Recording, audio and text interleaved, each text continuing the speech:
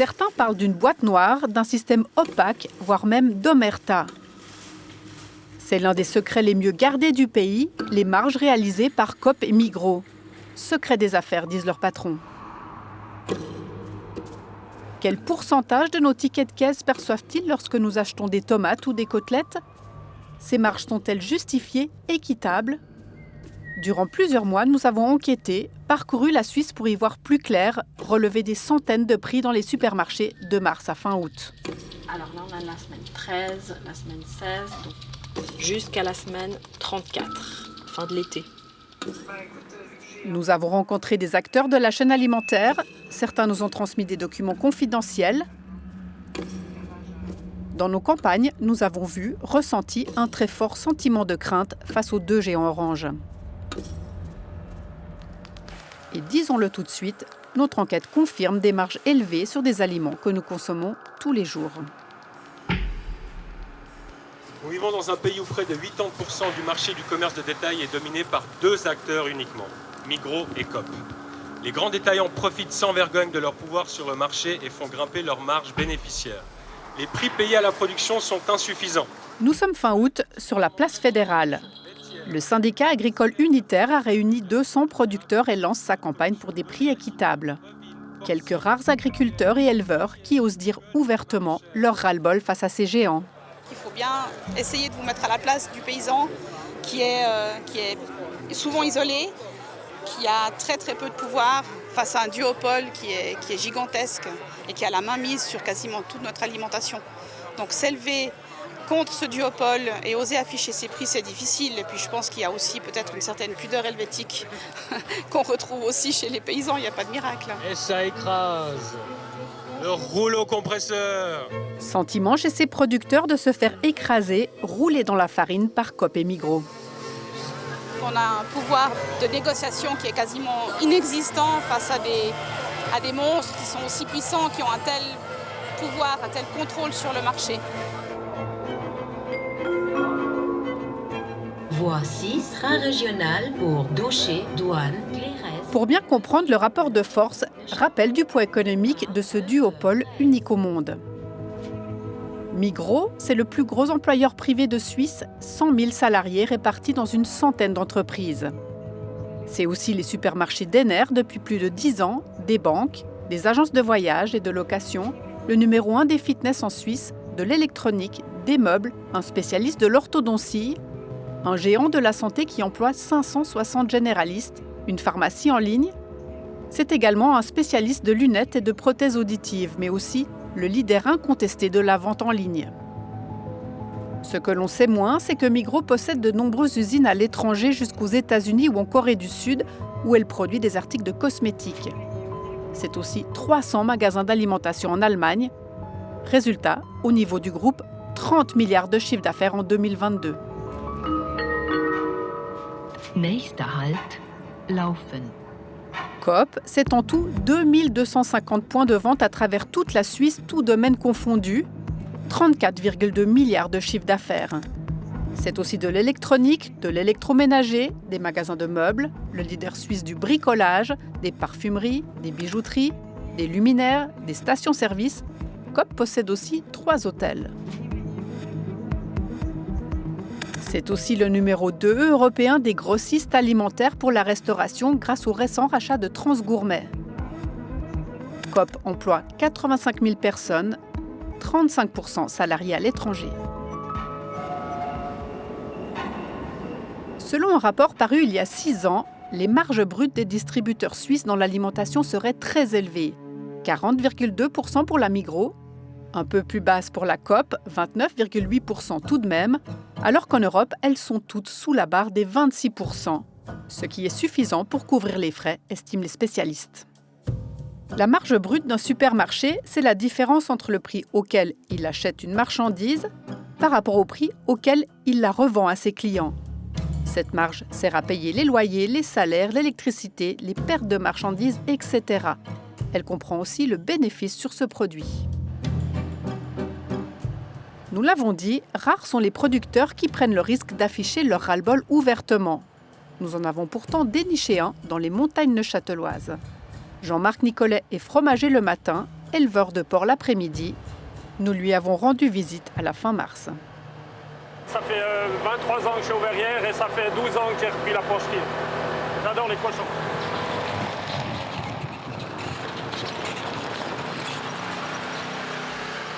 Aujourd'hui, il n'hésite plus à afficher sa révolte sur les réseaux sociaux contre les prix trop bas qu'il perçoit et ceux trop élevés réclamés aux consommateurs.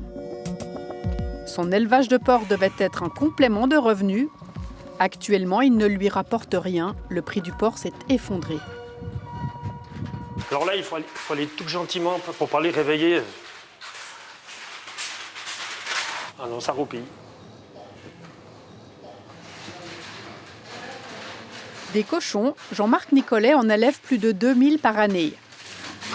Il achète des porcelets de 25 kg, puis les nourrit un peu plus de 3 mois jusqu'au poids idéal de 110 kg. C'est le poids exigé par les abattoirs pour obtenir le prix maximum par kilo. Trop lourd, trop léger, ce prix baissera. Aujourd'hui, il se fie à son œil expert, choisit et marque ceux qui partiront le lendemain aux aurores pour l'abattoir. Les plus légers GS, ils feront peut-être 2 semaines de plus, parce qu'ils grandissent pas tous en même temps. C'est pas du gavage comme les oies. Depuis 2022, il y a beaucoup trop de porcs sur le marché. Les prix payés aux éleveurs par kilo de viande se sont effondrés. Mais surprise positive ce matin. Là, c'est actuel, 3 francs jusqu'à aujourd'hui. Demain, ils donnent 20 centimes de plus. Je pense que c'est pour arranger les bidons, pour arrêter que les gens gueulent. Ça vous permettra de tourner ? Il faudra un peu plus que 20 centimes. Le prix correct qu'il faudrait, on a atteint, quand il y a les bonnes années, c'était 4,50 francs. 4,80 francs aussi. Concrètement, à ce tarif-là, après avoir déduit le prix payé pour le porcelet, sa nourriture, il ne lui reste que 40 francs par cochon pour couvrir toutes les autres charges. Loyer, électricité, vétérinaire. Insuffisant pour s'octroyer un salaire. Dans cet élevage, comme dans beaucoup d'autres en Suisse, la situation financière est très préoccupante. 2022, c'est la première année que je suis en négatif et ça me fait chier. Parce que on passe des heures, on vient, la nuit est chargée, tout travail mérite salaire. Donc avec les frais généraux n'ont pas baissé, l'électricité a augmenté, l'aliment a augmenté. J'ai perdu 22 000 francs, tout frais déduits à la fin, sur 2022.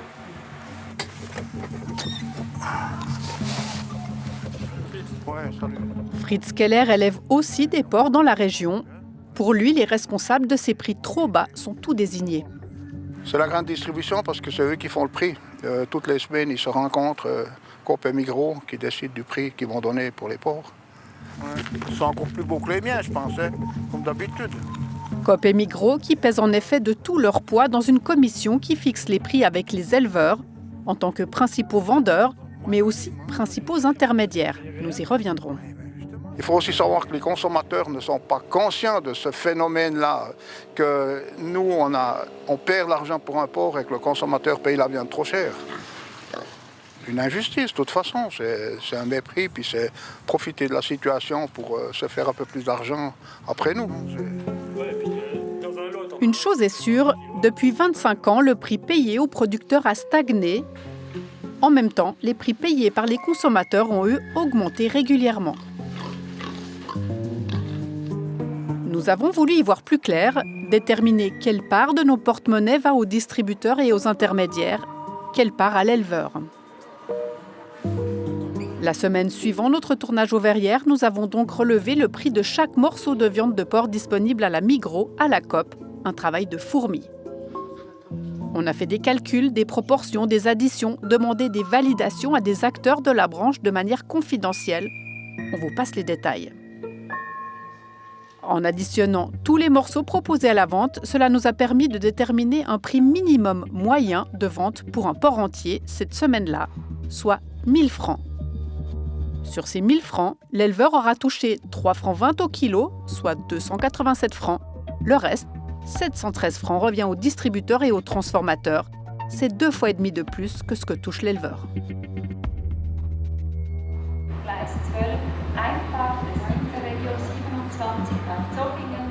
Alors nous nous sommes rendus à Olten avec nos résultats à la Haute École spécialisée du nord-ouest de la Suisse. Nous les avons montrés à ce professeur d'économie, auteur l'an passé d'une étude sur la viande suisse. Nous avons également observé cela dans notre étude, des marges spécialement élevées dans le marché du porc. Il faut savoir que c'est un marché qui fonctionne sous forme de cycle, avec des grandes variations. Parfois l'offre est surabondante et fait plonger les prix. Les prix remontent ensuite pour quelques années. Actuellement, nous sommes dans une période où le prix est relativement bas. Mais traditionnellement, sur ce marché du porc, le prix payé aux éleveurs est faible et la marge de Migros et Coop est élevée.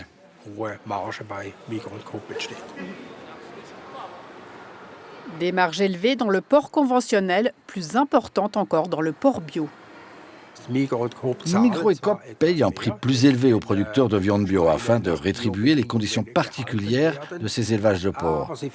Mais ils augmentent encore bien plus les prix demandés aux consommateurs, avec pour conséquence des marges encore plus élevées. Nous avons répété nos calculs en juin et en septembre, car le prix payé aux éleveurs a quelque peu augmenté au fil des mois. Conclusion, à la fin juin, la grande distribution augmente encore le montant de sa marge minimum, 720 francs. Cette marge baisse quelque peu au début septembre, 676 francs. On l'a dit, cette marge brute se répartit entre le distributeur et le transformateur, c'est-à-dire celui qui abat, découpe et emballe les porcs. Chacun a évidemment des charges à couvrir, des salaires, des loyers, des assurances. Mais particularité en Suisse, 2 transformateurs dominent ce marché. Et devinez à qui ils appartiennent ? Micarna est propriété de Migros, Bell est à 70% en main de Coop.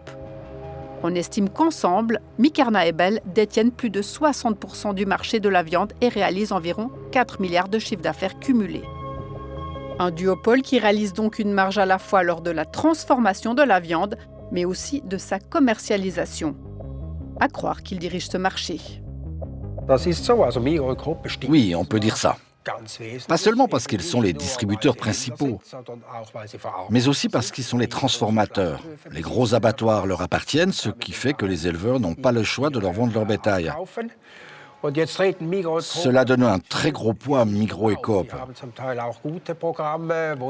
Ils ont plusieurs visages. Ils ont aussi des programmes permettant aux éleveurs locaux de vendre leurs produits sous des labels spécifiques. L'influence de Migros et Coop n'est donc pas toujours négative. Mais de manière globale, leur pouvoir de marché, que ce soit Coop ou Migros, leur permet d'imposer des prix faibles aux producteurs.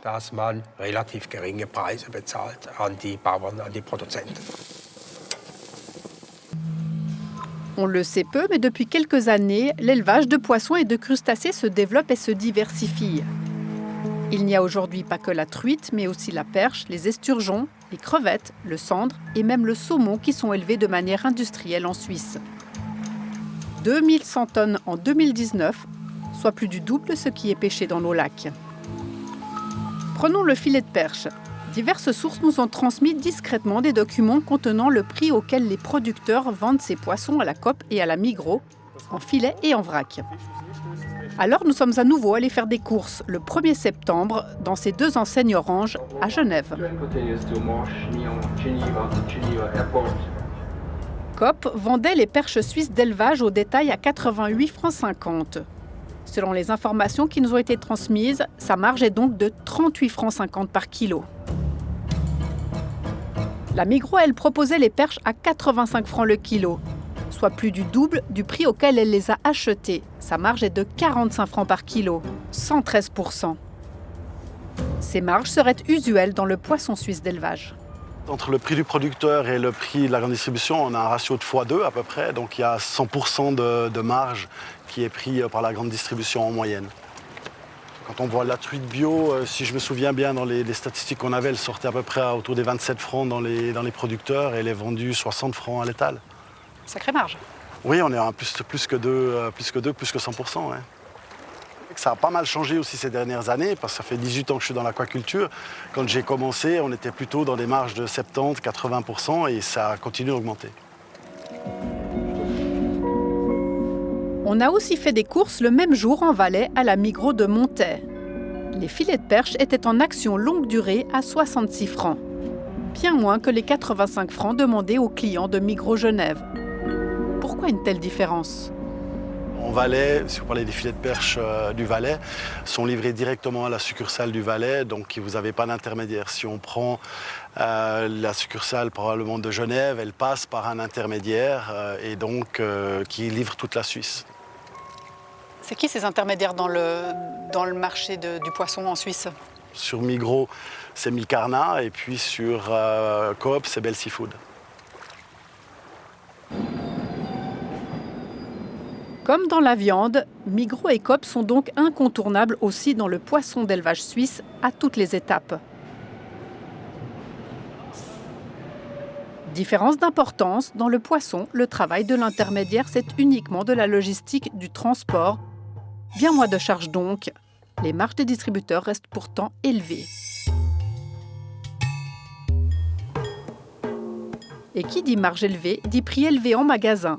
Pas de quoi inciter les consommateurs à acheter des filets de perche suisses. Tout simplement, ça met en danger la production suisse. Si les prix sont trop élevés, évidemment, la production sera trop importante.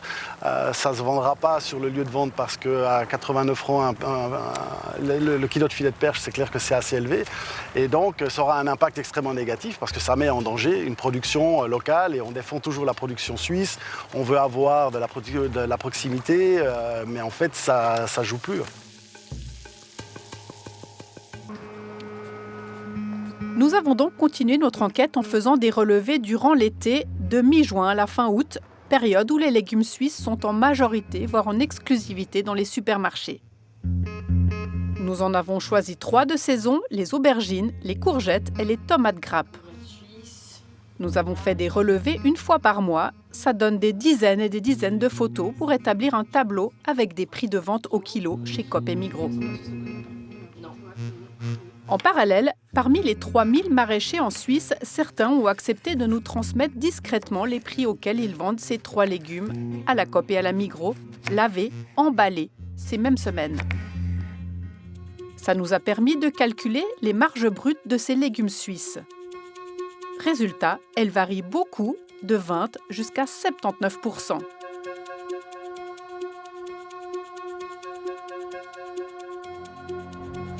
Voici les marges brutes relevées sur les aubergines. Chez Coop, en vrac, le prix de ce légume a varié de 3,80 francs à 4,80 francs le kilo durant l'été. Le prix payé aux producteurs varie, lui, selon les semaines, les marges de Coop aussi. Elle s'octroie ainsi des marges allant de 70 centimes jusqu'à 1,30 franc le kilo. À la Migros, les prix sont similaires, toujours entre 3,80 et 4,80. Certaines semaines, Migros fait une marge de 1 franc pour chaque kilo vendu, d'autres de 1,50 franc. Passons aux courgettes. Là, nos calculs montrent des marges plus importantes. À la Coop, elles ont oscillé entre 46,3% jusqu'à 79%, soit de 1,25 franc à 1,50 franc. Exemple, fin juillet, Coop achète des courgettes 1,90 franc au maraîcher, elle les revend 3,40 francs, pas loin du double, soit 1,50 franc de marge brute, record de notre test, 79%. Cette même semaine, la Migros, qui achète elle aussi des courgettes à 1,90 franc, les revendra 2,50 francs seulement, soit une marge de 60 centimes par kilo. Moins gourmande ? Eh bien, cela dépend des périodes. En juin, sa marge était 2 fois plus élevée, 1,70 franc par kilo. Nous avons soumis ces résultats à celui qui surveille les prix en Suisse. Vous relevez qu'on a fait à la Coop et à la Migros, donc on a par semaine, hein, là vous les voyez. Elle ne me surprend pas, puisque moi j'ai aussi fait une enquête qui va un peu dans ce sens. Mais ça, je trouve un peu surprenant que ça puisse varier. Bon, c'est des petits prix, puisque c'est relativement bon marché. Et là, un petit mouvement de 10 ou 20 centimes, ça peut déjà faire un grand pourcentage. Et évidemment, après, il faut aussi savoir que ça se multiplie parce qu'il y a, je sais pas, 4 millions de ménages en Suisse. Donc ça se multiplie rapidement, ça fait aussi beaucoup de sous. Difficile de se repérer dans tout ça pour nous, tout comme pour le consommateur. Tout est bien plus simple avec les tomates grappes. Hors action, les prix en magasin n'ont pas varié de tout l'été. 4,50 francs le kilo, toujours chez les 2 distributeurs, peu importe le prix d'achat payé aux producteurs. La question qu'on peut se poser, est-ce que ça reflète vraiment une vraie concurrence ? Parce que s'il y avait beaucoup de concurrence, notamment au niveau du prix de ces tomates, ça pourrait inciter à changer plus souvent. Donc c'est assez surprenant de voir, peu importe les coûts, que le prix peut être maintenu à un niveau assez stable. On s'est résigné peut-être un petit peu de la part des consommateurs parce que peu importe où on va, peu importe quand on fait ces emplettes, c'est toujours un peu le même prix.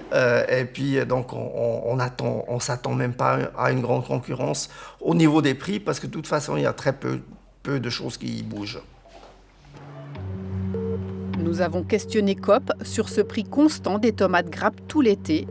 Sa réponse écrite. La production de tomates grappes sous serre est largement implantée en Suisse et se traduit par une offre très stable, capable de couvrir la demande. Celle-ci ne peut être comparée à la production plus modeste d'aubergines sous serre ou à celle des courgettes de plein champ sujettes aux intempéries. Ça, c'est pour les aliments conventionnels. Après de longs échanges, la Migros a été d'accord de nous dévoiler ses chiffres concernant un légume bio, l'oignon. Comme pour la viande, là aussi les marges brutes sont bien plus élevées. Concrètement, au mois de mars, le géant orange vendait ses oignons conventionnels en filet de 1 kg, 1,75 franc. Elle les avait achetés 1,32 franc, ça fait 43 centimes de marge au kilo. Les oignons bio étaient eux proposés à la vente 5 francs le kilo, alors que la Migros les avait payés 3,40 francs. Ça fait 1,60 franc dans sa poche, soit 4 fois plus que les 43 centimes pour des oignons conventionnels. Et dans cette émission spéciale sur les marges de la grande distribution, nous accueillons maintenant le porte-parole de la Migros. Bonsoir Tristan Serre. Bonsoir. Plaisir de vous recevoir sur ce plateau. D'abord parce que Migros est le premier client de l'agriculture suisse et puis accessoirement parce que Coop n'a jamais la courtoisie de répondre à nos demandes d'interview. Alors on va entrer dans le vif du sujet. 1,50 franc de marge sur un kilo d'aubergines, autant sur un kilo d'oignons bio. On a vu le cas totalement extrême du poisson, du filet de perche. Comment est-ce que c'est possible ? Alors c'est possible parce que c'est le coût que ça représente pour amener le produit jusqu'à la clientèle. Si on prend 1 franc de différence sur un produit qui est vendu 2 francs, qui est acheté 1 franc au producteur, il y a 1 franc de marge. Et dans ce franc de marge, il va y avoir 50 centimes qui sont les coûts du magasin. C'est des salaires, des conditions de travail qui sont faites, c'est de l'électricité, c'est des loyers ou autres. Il va y avoir 20 centimes qui sont des frais de marketing, de centrale. Cette courgette ou cette aubergine, elle apparaît dans Migros Magazine aussi. Vous allez avoir 2 centimes qui sont du pourcent culturel. On réinvestit l'argent du chiffre d'affaires dans la société. Vous avez 4 centimes programme Cumulus, tout simplement. Vous avez des taxes. On arrive à quoi à la fin ? On arrive à 2 centimes de bénéfice. Ça, c'est ce que vous pouvez dire. Oui, Migros se met 2 centimes dans la poche. On a vu cet exemple marquant de cet éleveur de porc qui perd de l'argent en élevant ses cochons et en les vendant à la grande distribution. Là, quand même, est-ce qu'il ne faudrait pas payer la viande au moins au prix de revient ? Alors, vous avez tout dit, je crois, dans le reportage, c'est que le porc a une situation particulière.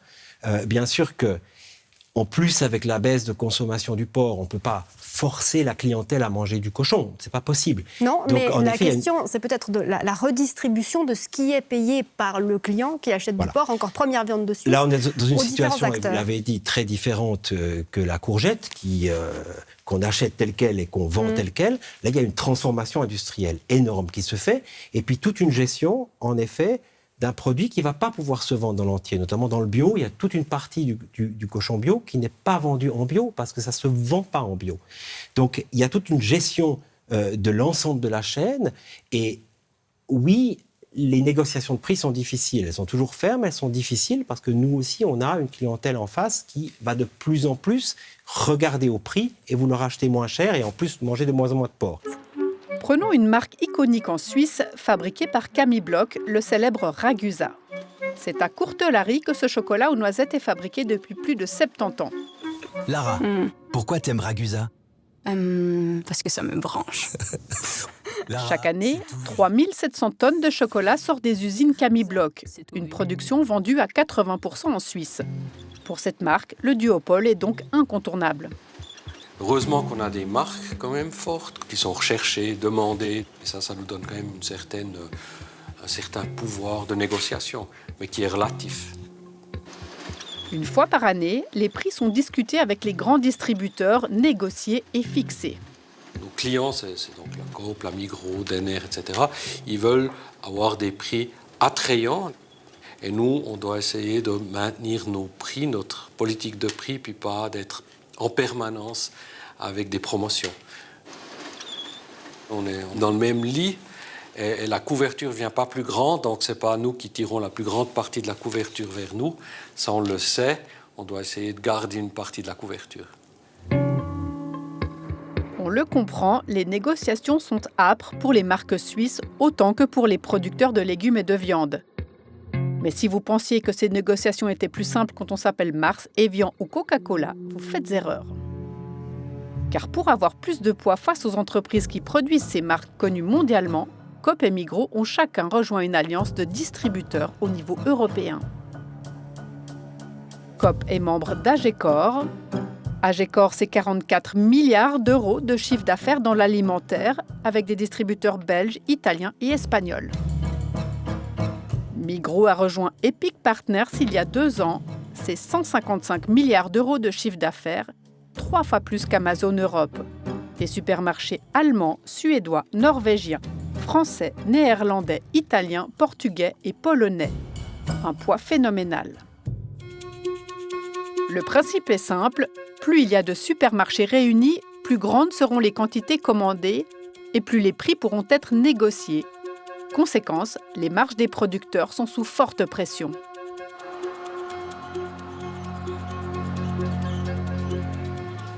Bonjour. C'est Fabrice Zumbrunnen, désormais ex-patron de la Migros, qui a décidé de rejoindre Epic Partners en 2021. On a profité de sa dernière interview à la fin mars pour lui demander les raisons de ce choix. Cette alliance nous permet d'avoir un poids plus fort au niveau européen, puisque si la Migros est grande au niveau helvétique, elle est toute petite à l'échelle européenne, et on a besoin de ces partenariats pour dialoguer, entre guillemets, d'égal à égal avec des groupes extrêmement puissants qui ont des marges beaucoup plus élevées que celles du commerce de détail. A priori, c'est donc un point positif pour nous, consommateurs. Est-ce que ça a fonctionné? Est-ce que les prix des produits de marque ont baissé ces dernières années à la Migros? Oui, ils ont baissé, mais cet effet a été compensé par la forte augmentation des coûts à laquelle tout le monde a été confronté. Vous avez même remarqué qu'il y a eu quelques conflits avec certains prestataires, certains fabricants. On estimait que les coûts ou l'augmentation des prix demandés n'était pas raisonnable. Nous avons cherché à en savoir plus sur ces alliances. Pas simple. Pas de site internet, pas d'adresse e-mail, pas de téléphone. On a juste trouvé leurs adresses dans le registre du commerce genevois. Car ces 2 alliances européennes très discrètes ont leur siège à Genève, dans les beaux quartiers, à 500 mètres à vol d'oiseau l'une de l'autre. On s'y est rendu, on a trouvé leur boîte aux lettres, alors nous avons opté pour les bonnes vieilles méthodes. On leur a envoyé une lettre en leur demandant de nous contacter. 2 mois plus tard, toujours pas de réponse. Nous avons alors décidé d'aller à Bruxelles, où se trouve une association européenne qui défend 2500 marques internationales comme Kellogg's, Nestlé, Red Bull ou Coca-Cola justement. Une association qui lutte contre les super-pouvoirs de ces alliances de distributeurs. Car ici, on n'a pas du tout la même vision que le patron de la Migros de ces alliances. On a besoin de ces partenariats pour dialoguer, entre guillemets, d'égal à égal avec des groupes extrêmement puissants qui ont des marges beaucoup plus élevées que celles du commerce de détail. Vous en dites quoi? C'est le discours habituel qui me fait bien sourire. C'est très marrant d'entendre dire... Un sourire saumâtre, car Epic Partners et Agecor, les deux alliances de Migros et Coop, ici, on les craint. Ce sont là deux alliances parmi les plus puissantes, celles qui causent le plus de problèmes aux marques, qui ont le plus de pouvoir de négociation. Agecor et Epic Partners, des alliances gardiennes, comme ils les appellent, dont ils dénoncent les modes de fonctionnement. Les alliances à l'achat, pure et dure, il n'y a rien à dire.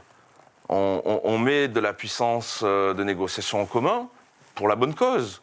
On va acheter davantage de produits et donc on va réussir à les avoir à un meilleur prix. Ces meilleurs prix, relativement logiquement, vont être répercutés, au moins en partie, sur les prix de détail pour les consommateurs.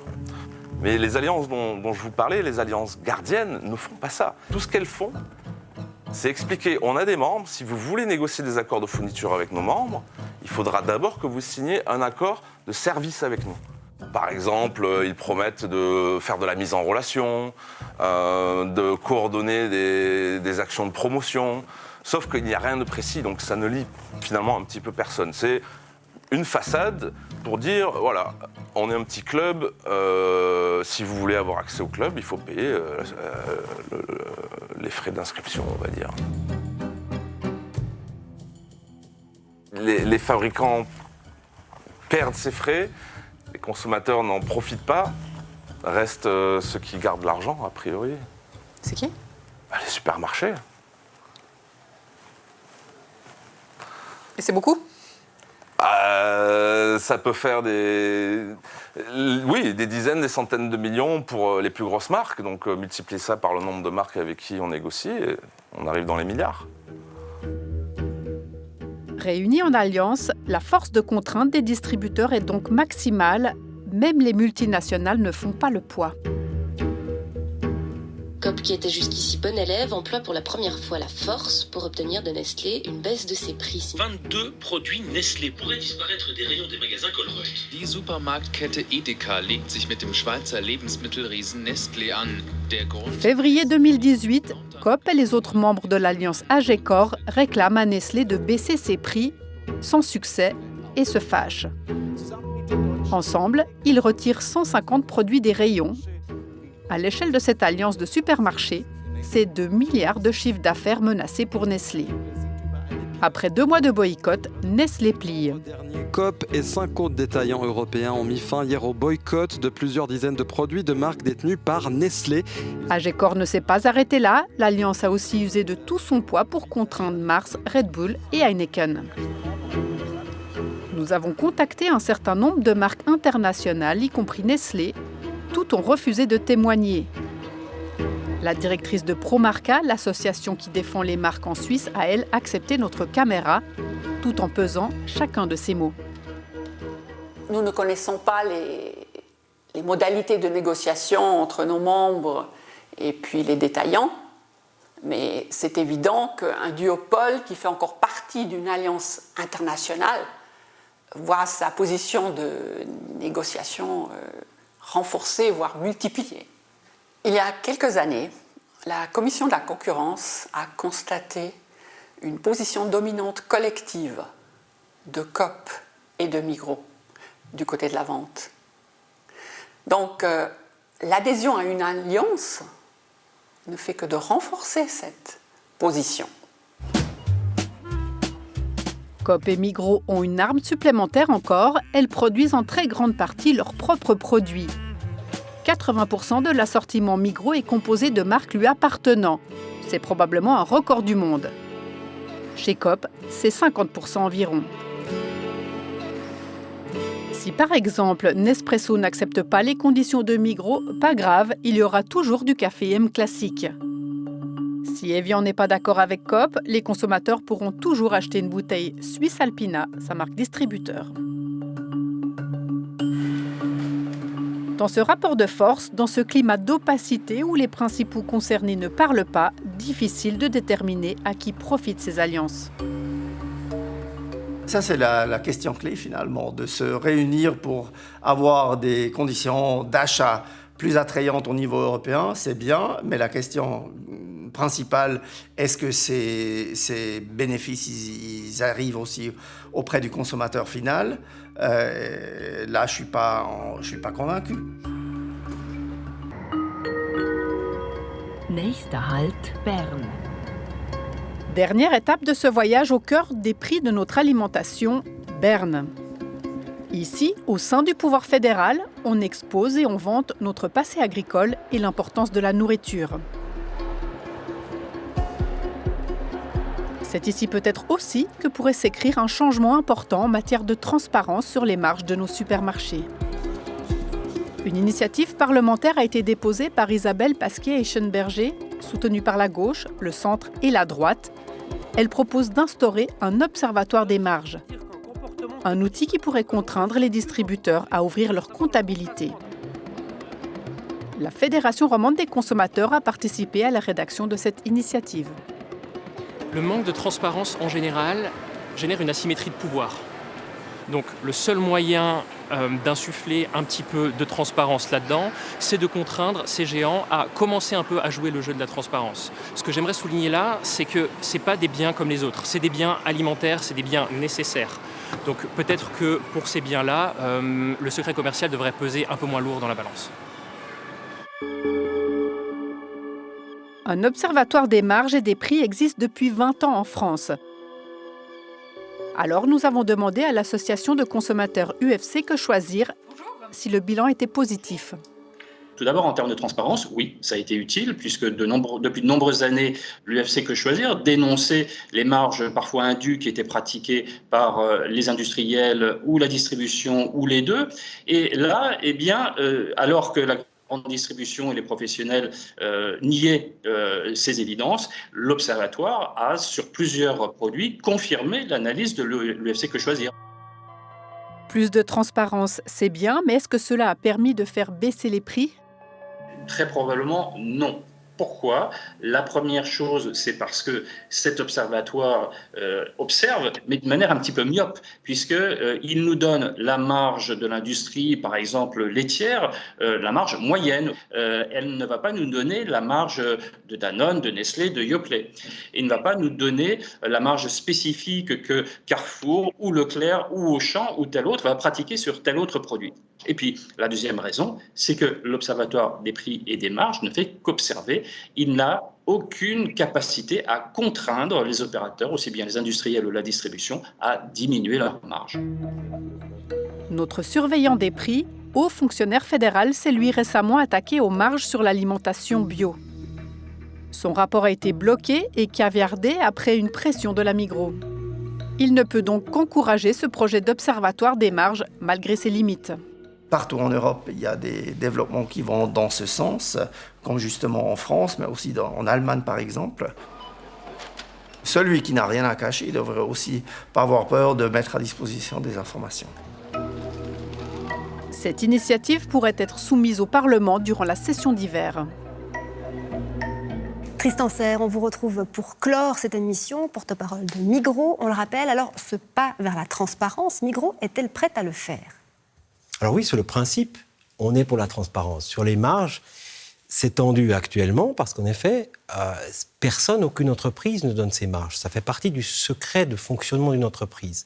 Si la règle est la même pour toutes et tous, c'est une chose. Après, si seulement deux coopératives doivent donner leurs marges et pas les autres détaillants, ou si seulement l'alimentaire doit donner ses marges et pas les autres détaillants, on est dans un déséquilibre. On va revenir vraiment à cette question des marges brutes qui nous intéresse ce soir. Diverses estimations montrent que 25-26% de marge brute globale devrait être suffisant. Migros est au-dessus. Migros est-elle mal gérée, tout simplement ? Non, Migros n'est pas mal géré. Ces marges brutes représentent des frais. C'est évident qu'on n'a aucun intérêt, nous, à vendre un produit plus cher que l'ensemble de la concurrence. Donc, on doit travailler, en effet, sur comment réduire nos coûts tout en conservant notre identité. On réinvestit de l'argent. On a des frais qui sont liés à notre identité de coopérative. On a des conditions de travail, des salaires qui sont faits. Tout ça, ça fait partie, en effet, de ces coûts-là. Et en effet, on doit toujours, ça fait partie aussi de notre philosophie, on doit toujours se poser la question, comme toute entreprise, comment est-ce qu'on fait pour adapter nos structures? D'un mot encore à ce propos, le groupe Migros est en pleine restructuration, justement. Est-ce que ça, peut-être demain, ça débouchera sur des marges moins importantes? Alors, ça devrait déboucher sur des prix qui sont adaptés et sur une plus grande flexibilité. Si ça n'apporte pas à une amélioration sur les prix, ça ne sert pas à grand-chose de se restructurer, c'est évident. Eh bien, on surveillera, bien sûr, l'évolution des prix et des marges de Migros et des autres. Merci beaucoup, Tristan Serre. Très bonne soirée à vous. Merci.